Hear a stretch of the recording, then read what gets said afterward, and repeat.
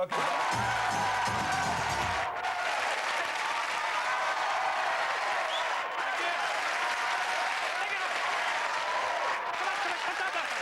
Okay, do you like the nose? I picked it myself. I started with the best one. And we got a new Reliant Robin owners in. Yes, I drive a Reliant Robin. When you save up and get a proper bike. Every Reliant Robin owner, like, he's dying to get a speeding ticket. Prove that it can go that fast. Every time you see one, there's a tailback and milk floats trying to get by. I'm going to do something. I did this years ago. Some of you weren't even born when I did this. And this is something I've been collecting for a long time. And it's a sort of a hobby of mine. What I'm going to do for you tonight is some motor insurance claim form statements. Oh, great, Jasper, yeah.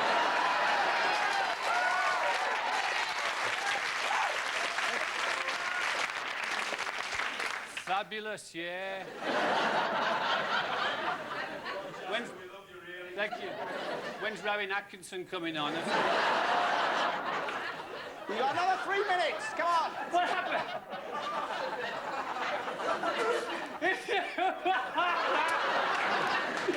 If you drive round in cars and bikes, right, you have accidents, right? Most people on the road are caused by accidents. And can you just tell them where the jokes are then? Okay. Oh, thank you. And when you have an accident, your insurance company sends you a claim form, right?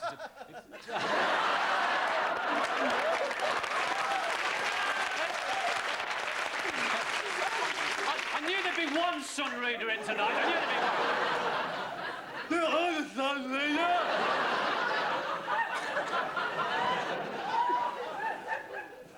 And when you get this, when you have this accident, your insurance company sends you this claim form, right? And it's a pretty silly claim form with lots of silly questions like, you know, what's your name and where do you live? I mean, they've sent you the damn form, surely they know. And on the back of it is a big empty space, and it says at the top, give in your own words a description of how the accident occurred.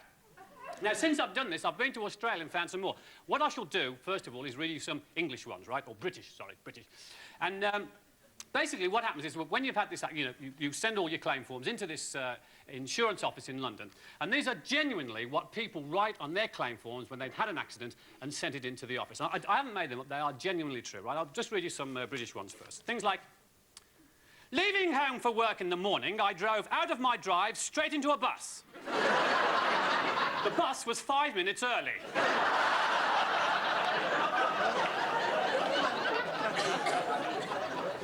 I bumped into a lamppost which was obscured by human beings.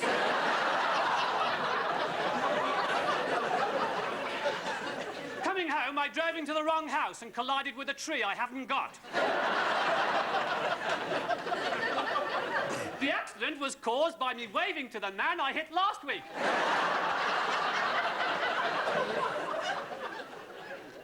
I knocked over a man. He admitted it was his fault, as he'd been knocked down before. Now, I've been collecting those for years. Imagine my delight. I'm in Australia, and I'm reading a copy of the Melbourne Age or something like that, and there's an article, and apparently they do exactly the same things in Australia as we do, only much better. These are genuine motor insurance claim form statements made in Australia. The pedestrian had no idea which direction to run, so I ran over him.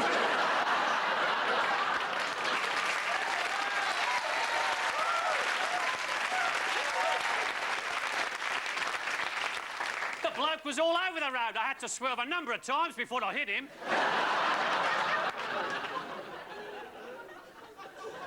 I told the police I was not injured, but on removing my hat, I found I had a fractured skull.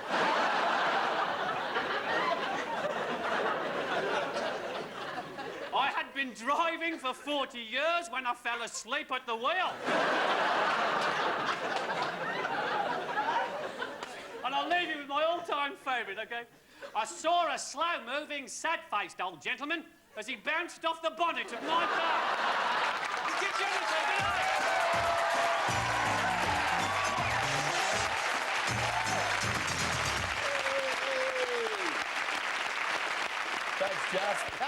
for some money.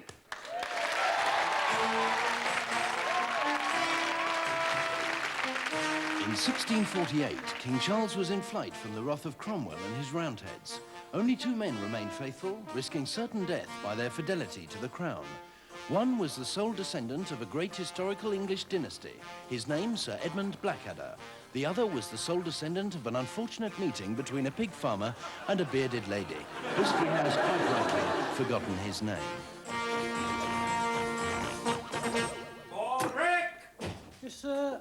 Oh, get me some mulled ale, will you? I'm freezing. How's the king, sir? About as comfortable as can be expected for a man who's spending the winter in a blackcurrant bush. Do you think the Roundheads will find him?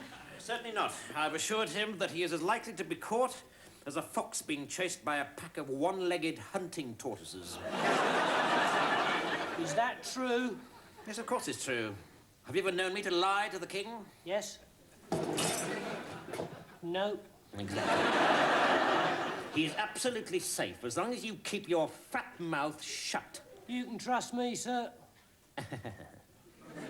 Right, Baldrick, I'm off to answer the call of nature. If by any freak chance Oliver Cromwell drops in here for a cup of milk in the next 90 seconds, remember, the king is not hiding here. Yes, sir.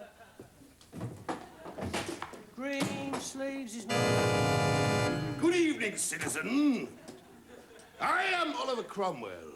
My men have surrounded your house, and I am looking for royalist scum. Is the king hiding here?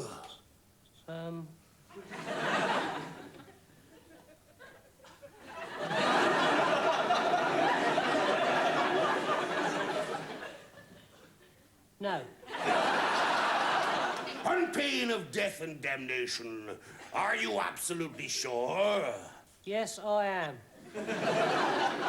I see. Well, then, my proud beauty, you won't mind if my men come in from the cold, will you? Men, come in from the cold, will you? Now, we should all have a cup of milk by your fireside. All right, but don't touch the purple cup. Why not? That's the king's.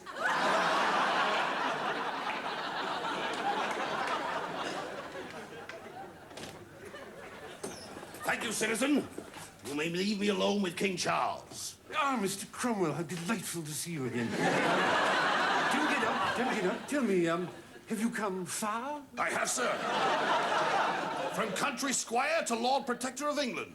Fascinating, absolutely fascinating. Tell me, what exactly does a Lord Protector do? He spells your doom, sir. He spells my doom. Wonderful. Well, that's particularly exciting because so many people these days can't spell at all. Particularly, as you know, in the inner cities, which is my area of interest. Pretty speak, sir, but all your fine words won't save you from the scaffold. Jolly good, fascinating. Carry on. A priest, sir, to help you make your peace with God before you die. Ah, hello. Your Majesty, I can arrange for certain monies to be paid to allow you to escape. Blackadder, you're dressed as a priest. How dangerous and stupid and perverted. It's just like school. Sire, this is a matter of life and death. Nonsense, Blackadder. I don't think there's a jury in England that would bring in a verdict of guilty against me. Your Majesty, the verdict of the jury. So, what does it say? Guilty or not guilty? I'll give you two guesses. Not guilty. One more guess.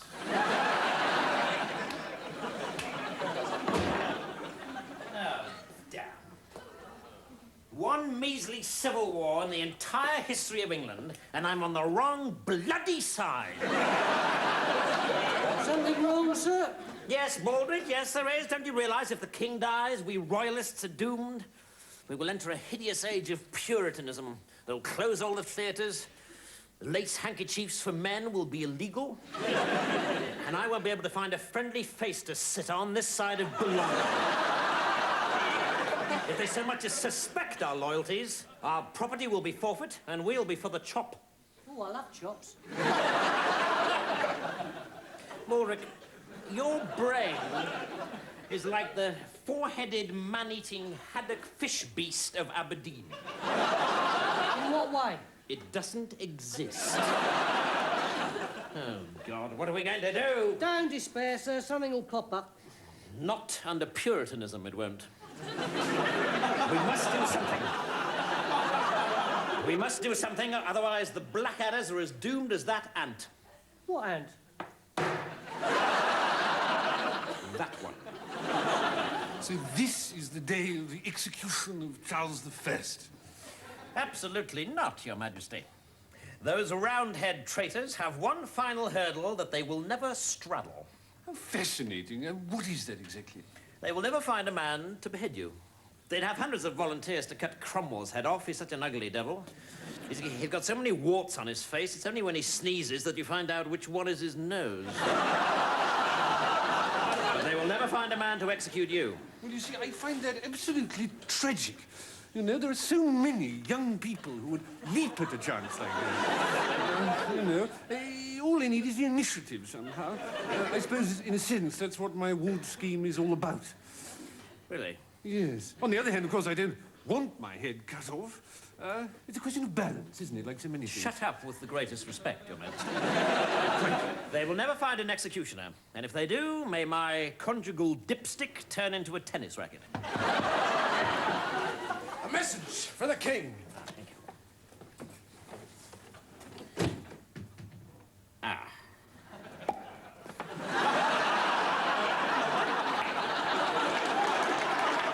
There's a tavern in the town. For God's sake, stop that, Baldric. It's bad enough having one's life in utter ruins without being serenaded by a moron with all the entertainment value of a tap-dancing oyster. I'm sorry, sir. I can't help it. See, I've just had a little windfall. Baldric, I've told you before, if you're going to do that, go into the garden. I mean, I've come into some money. Really? Family inheritance? No, I ate that ages ago. Yes, of course. Your thoughtful father bequeathed you a turnip. No, it was £50, actually. It was delicious. But this is just a little something that fell in my lap. Not the first time that there's been a little something in your lap, Baldric. No, but this one is a job. Really? I just don't understand it. Where on earth did they find a man so utterly without heart and soul, so low and degraded as to accept the job of beheading the King of England?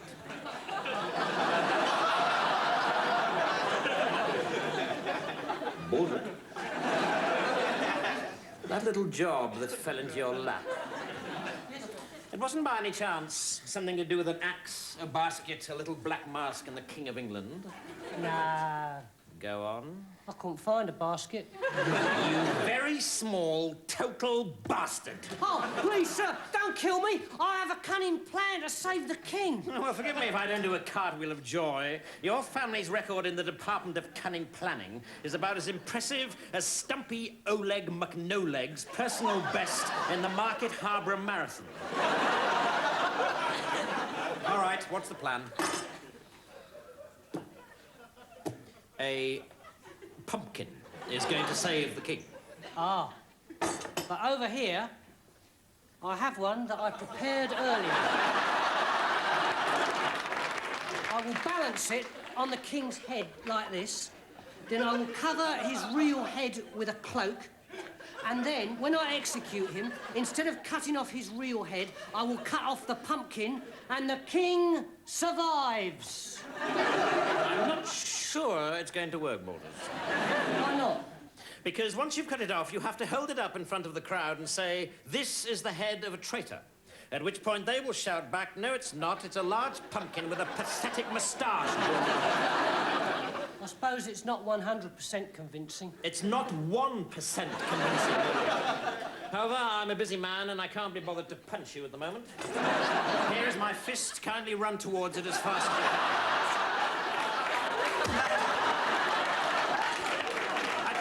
I just don't understand it. What possessed you to take the job? Oh, I'm sorry, sir. It was just a wild, silly, foolish plan. I thought with the money I got from executing the king, I could sneak out and buy a brand new king when no one was looking and pop him back on the throne without anyone noticing. Your head is as empty as a eunuch's underpants. You'd do anything for 30 pieces of silver, wouldn't you? It was £1,000, actually, sir, plus tip. Well, I suppose somebody's got to do it, haven't they? And if it's going to be done, it's got to be done in a single stroke by someone who actually owns an axe. We don't want you hacking away at it all afternoon with that cheap penknife of yours. It'd be so embarrassing to have King Charles staggering around Hampton Court tomorrow morning with his neck flapping like a fish's gills. Sir, you don't mean... Yep, I'm doing it. Lend me your costume. Then go immediately to the king and inform him that Sir Edmund Blackadder cannot be with him tomorrow. And make sure you think up a bloody good excuse. So that's why he can't be here. Sorry. I see. I quite understand. Yes. Sir, the moment has arrived. Are you ready to meet your maker? Well, I'm always absolutely fascinated to meet people from all walks of life, but, yes, particularly manufacturing industry. Well then, have a quick walk and talk with your executioner, and let's get on with it. Right.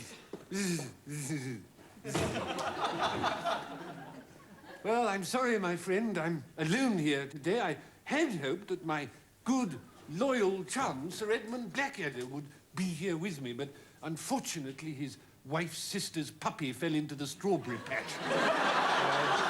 So naturally he can't be with us. All I can do is bid you do your duty well. Well, thank you, Your Majesty. And may I say how much I mourn for your lot and bid you remember others before you who have died unjustly. Well, thank you. I take great solace from that. Sir Thomas More, for instance, a great generous man to the last. He apparently tipped his executioner handsomely. Oh, I'm so sorry. I thought service was included. I beg your pardon. Here you are. And then there was the Earl of Essex. What's that? A truly great man. They still sing his famous ballad, Down the Chepstow Arms. What ballad is that? The Earl, he had 1,000 sovereigns, hey, nonny, no. Gave them all away to the man with the axe. Oh. 1,000 sovereigns? Well, you can't take it with you, Your Majesty. Very true. Well, there you are. Do keep the change. Thank you, Your Majesty. Right, should we go? Just a moment. That voice has a strangely familiar ring. And so does that finger. Blackadder! Hello, Your Majesty. You cunning swine! Yes, well, Marvellous, splendid. You've duped Cromwell and you've concocted a cunning plan to help me and my infant son escape to France. Yes, that's right. Yes. So, let's put your cunning plan into operation straight away. Yes, let's.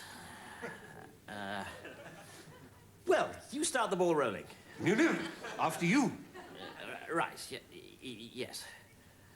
Oh, yes. Yes, right, and it's a very good plan. It's a staggering, bowel-shatteringly good plan. Is the king ready? Yes. Come, Your Majesty.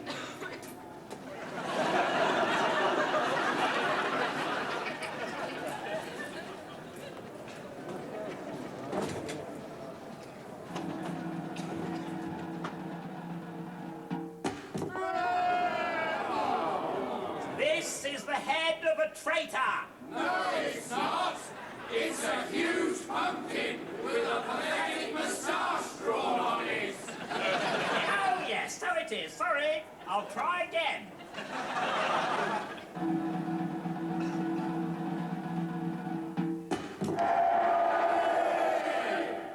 Well, sir, they can't say you didn't try. Now the future of the British monarchy lies fast asleep in your arms in the person of this infant prince. And with the money you've earned, you and he can escape to France. Oh, quite. On the other hand, you can stay here, and as a known loyalist, the Roundheads will come and cut your head off. Exactly, Bulric. Oh, my God. Oh, no! We're surrounded! What'll we do? Well, at times like this, Baldric, there is no choice for a man of honor. He must stand and fight and die in defense of his future sovereign. Fortunately, I'm not a man of honor.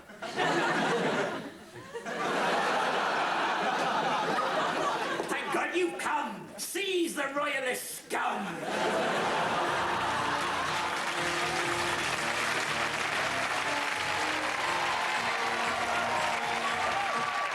with just £3,000, we'll pay for Abu Amna to work... Come in, shut the door. Now then, Savage, I want to talk to you about some charges that you've been bringing lately. I think that perhaps you're being a little overzealous. Which charges do you mean, then, sir? Well, for instance, this one. Loitering with intent to use a pedestrian crossing. Savage, maybe you're not aware of this, but it is not illegal to use a pedestrian crossing. Neither is smelling of foreign food an offence. You sure, sir? Also, there is no law against urinating in a public convenience or coughing without due care and attention. If you say so, sir. Yes, I do say so, Savage. Didn't they teach you anything at training school? Oh, sorry, sir. Some of these cases are just plain stupid. Looking at me in a funny way. Is this some kind of joke, Savage? No, sir. And we have some more here. Walking on the cracks in the paper. Walking in a loud shirt in a built-up area during the hours of darkness. And walking around with an offensive wife. In short, Savage, in the space of 1 month, you have brought 117 ridiculous, trumped-up and ludicrous charges. Yes, sir. Against the same man. Yes, sir. A Mr. Winston Kodogo of 55 Mercer Road. Yes, sir. Sit down, Savage. Yes, sir. Savage, why do you keep arresting this man? He's a villain, sir. A villain. And a jailbird, sir. I know he's a jailbird, Savage. He's down in the cells now. We're holding him on a charge of possession of curly black hair and thick lips. Well, there you are, sir. You arrested him, Savage. Thank you, sir. Savage, would I be correct in assuming that Mr. Kodogo is a coloured gentleman? Well, I can't say I've ever noticed, sir.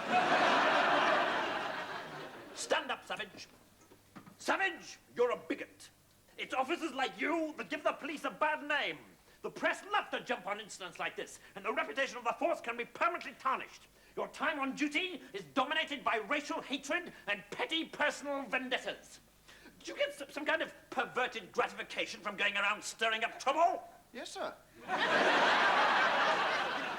There's no room for men like you in my force, Savage. I'm transferring you to the SPG. Oh, thank you, sir. Now get out! Sorry, sir. Oh, and mind it! Sorry, sir, it's your edge, sir. Yes, Savage, it is.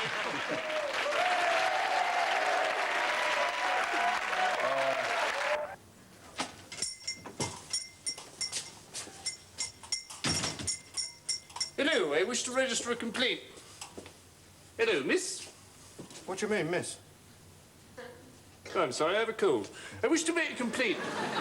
Sorry, we're closing for lunch. Never mind that, my lad. I wish to complain about this parrot what I purchased not half an hour ago from this very boutique. Oh, yes, the Norwegian blue. What's wrong with it? I'll tell you what's wrong with it. It's dead. That's what's wrong with it. No, it's resting, look. Look, my lad, I know a dead parrot when I see one, and I'm looking at one right now. No, it's not dead, it's resting. Resting? Yeah. Remarkable bird, the Norwegian blue. Beautiful plumage, isn't it? The plumage don't enter into it. It's stone dead. No, it's resting. All right, then. If it's resting, I'll wake it up. Hello, Polly. I got a nice cuttlefish for you when you wake up, Polly Parrot. There, it moved. No, it didn't. That was you pushing the cage. I did not. Yes, you did. Hello, Polly. Polly. Polly Parrot, wake up. Polly. Now, that's what I call a dead parrot. No, it's stunned.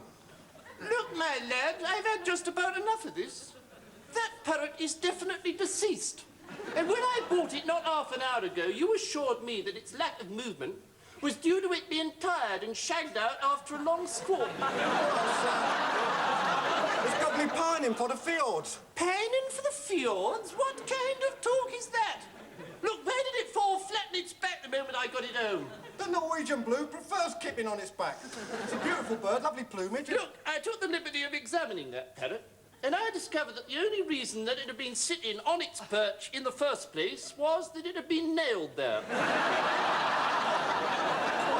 Well, of course it was nailed there, otherwise it muscled up to those bars and boom! Look, matey, this parrot wouldn't boom if I put 4,000 bolts through it. It's bleeding demise. It's not, it's pining. It's not pining, it's passed on.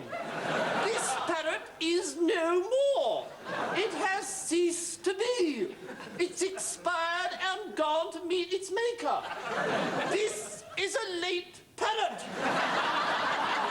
It's a stiff. Bereft of life, it rests in peace. If you hadn't nailed it to the perch, it would be pushing up the daisies. It's run down the curtain and joined the crowd invisible. This is an ex-parrot. Well, I better replace it then. If you want to get anything done in this country, you've got to complain till you're blue in the mouth. Sorry, Gov, we're right out of parrots. I see. I get the picture. I've got a slug. Does it talk? Not really, no. Well, it's scarcely a replacement then, is it? Listen, I'll tell you what. No, I'm sorry. I'm not prepared to pursue my line of inquiry any further, as I think this is getting too silly. Quite agree. Silly, silly, silly. Right, get on with it. Get on with it.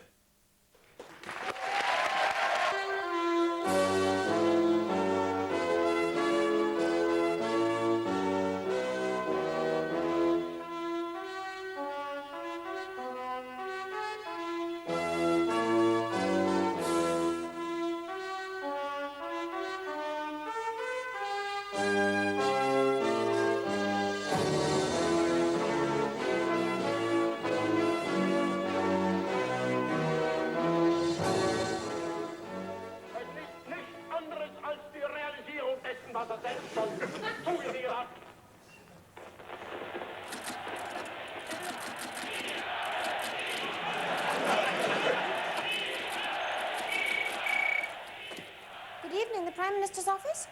No, I'm afraid she's busy at the moment. She's making her final selection on Desert Island Discs. Well, it's not my fault. You'll just have to wait, won't you? Not at all, Your Majesty.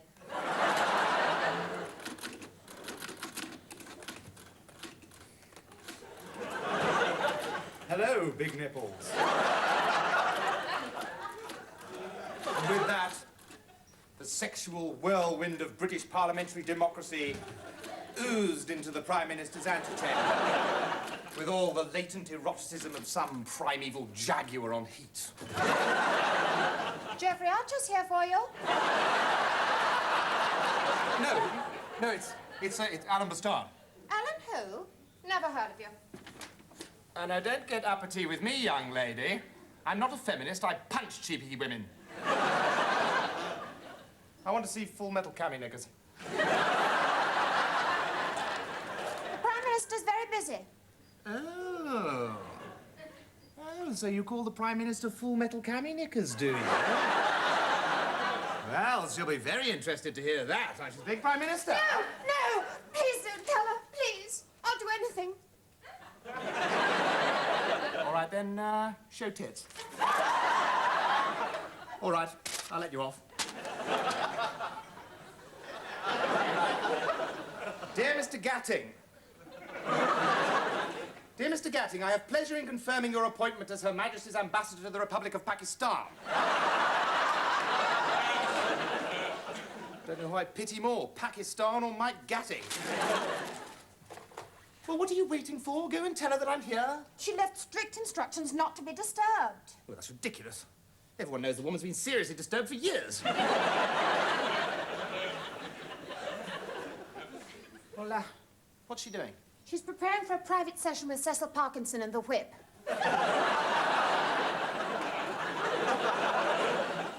Anything I said now would be cheap and unnecessary. Apart from, bloody hell, Cecil Parkinson and the Whip!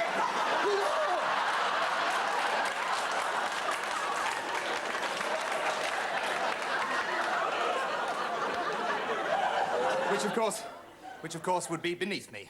A bit like my bottom. Which is right here, look! But of course, that was a different series. Now, look. Veronica. My name's Hilary. Yes, I know that, but, well, I thought if I used your real name, people would think we'd had an affair. But we did have an affair. Did we? Yes, we did, Mr. Bendy. Well, that wasn't an affair, that was just a quick Cecil. But, Veronica, and I mean Hilary, if you want to have a real affair with the stud of central office, and I'm not talking about John Selwyn Gummer, then all you have to do is to pop in there and tell your boss that her toy boy is available in the foyer, right now. I can't, Alan. Yes, you can. You do still love me, don't you? That depends. Are you still disgustingly rich? Disgusting and rich.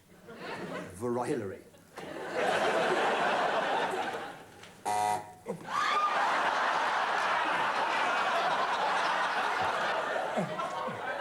What do you want? Well, I would have thought that was fairly obvious, wasn't it? Yes, yes! That's right, beg for it, bitch. Well, do you want me or not? Of course I want you, you hot sex warrior! I beg your pardon! Oh, God! It's Alan Bastard here, your Prime Minister-ness. What do you want? I'm here on a matter of grave national importance, Prime Minister. Well, I could squeeze you in, but you'd have to be very quick. Oh, he'll be very quick, Prime Minister, I promise you that. I beg you. But you come in first, Veronica. I want to dictate. You heard it here first. I want to dictate. It's Hilary. Wait.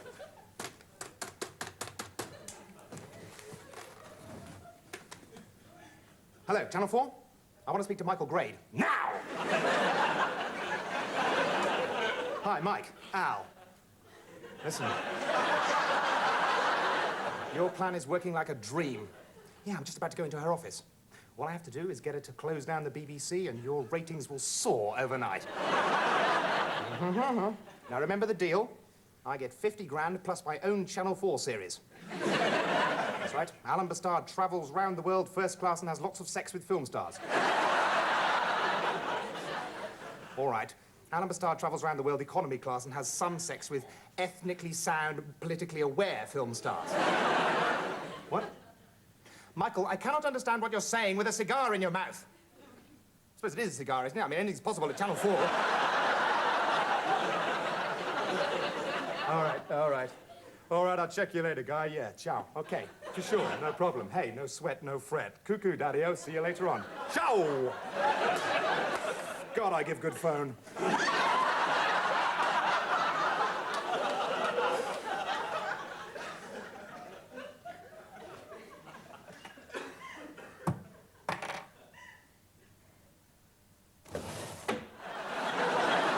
Poor old Ted. Ah.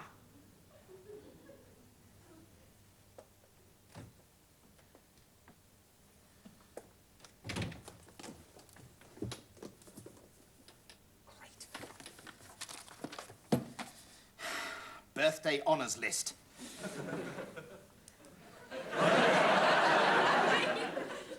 Saatchi Charles, Saatchi Morris, Black Scylla, Barbie Klaus, Starred Alan, Knight of the Garter. Thatcher, Dennis.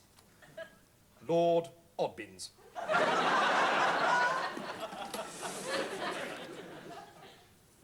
General election results, 1991. Wonderful. Oh, thank God, another landslide. Tory majority of 635.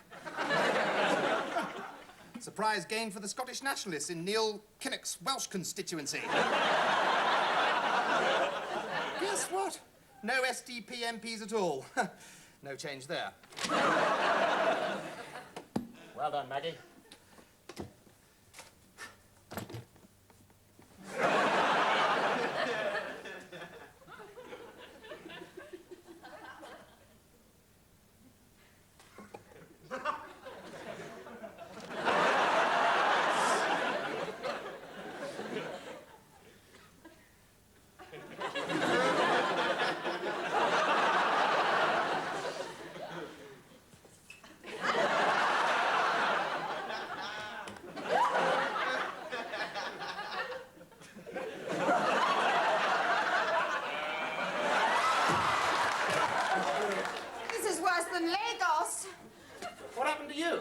I made a spelling mistake. Shall I go in now? Don't suppose there's any chance of a large gin, is there? Sorry, Dennis was in this morning. Oh, well.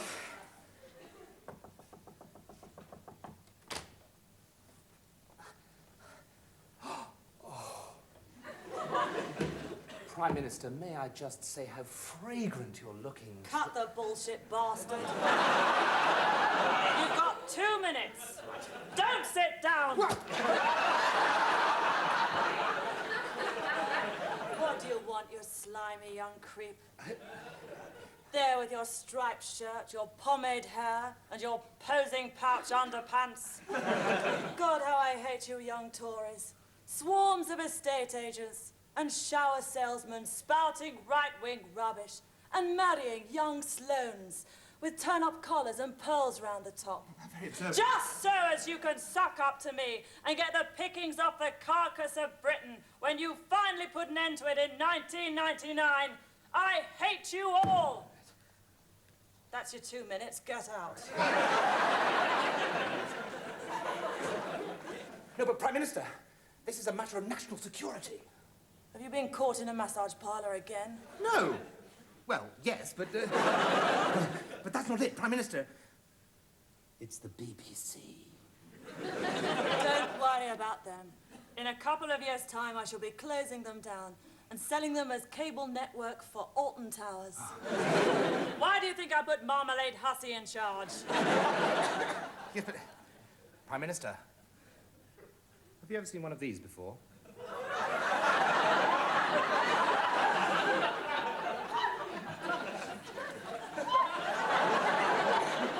It's called a Radio Times. Look what these communists are putting into the spring schedules. Look, a new series of Parkinson, presumably starring Sarah Keyes. No. Look. Bob's Full House.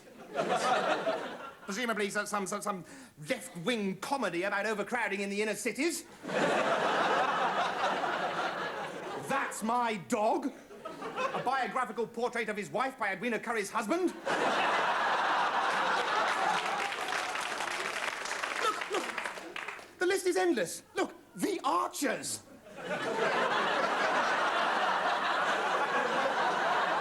I think the last thing Jeffrey needs is a fly-on-the-wall documentary 5 nights a week. This is terrible! Well, what can you expect, after all? John Burt is an anagram of Leon Trotsky. No, it isn't. Yes, it is, in Russian. Right. I promise you, bastard, the BBC will never work again. Checkland, I'm shutting you down. Why? None of your business. And that concludes BBC television programmes for, well, forever, really. But if you switch your radio on, you'll find BBC Radio has been closed down too. And all this Restful Silence is available on a BBC blank video cassette from the BBC shop. Liquidation sale now on. Before we go, I'd like to say it's been a great 60 years. I mean, all right, we've cocked it up once or twice. Blake 7 had its dodgy moments, but, well, we tried. So, it's goodbye from me. And it's goodbye from me. On both my knees, he said in a goodbye sort of way. And I'm going to have to stop you there, Terry, because it's goodbye from me, too. And here I come, and I'm going to say hello. No, I'm not. I'm going to say there I go. Goodbye. And I'm going to say the BBC is over. But the Westland affair still rumbles on. And why not? Goodbye, goodbye, everyone, goodbye. Can I just say, though... Shut up! Shut up!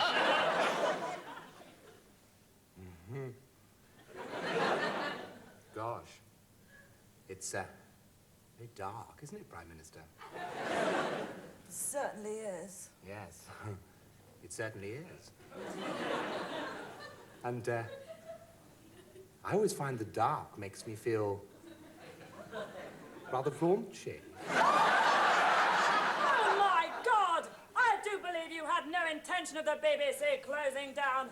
I think you just wanted to get a snog out of me. Is that right, bastard? Yes, Prime Minister!